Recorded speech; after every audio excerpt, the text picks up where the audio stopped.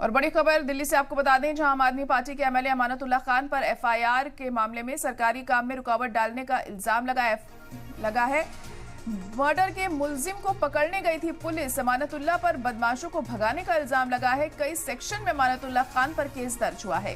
तो एफआईआर दर्ज हुई है अमानतुल्लाह खान के खिलाफ।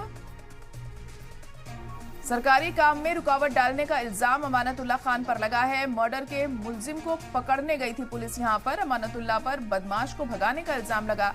कई सेक्शन में अमानतुल्लाह खान पर केस दर्ज है। तो अमानतुल्लाह खान की दिक्कतें बढ़ सकती हैं अब, क्योंकि एक बार फिर उन पर यहां पर एफआईआर दर्ज की गई है। हाल ही के चुनावों में जीत उन्होंने हासिल की है। एमएलए एक बार फिर बने अमानतुल्लाह खान, और अब उनकी दिक्कतें बढ़ती हुई दिखाई दे सकती हैं, क्योंकि एफआईआर उन पर दर्ज की गई है। सरकारी काम में रुकावट डालने का उन पर इल्जाम लगा है और मर्डर के मुलजिम को पकड़ने गई थी पुलिस और अमानतुल्लाह पर बदमाश को भगाने का इल्जाम लगा है।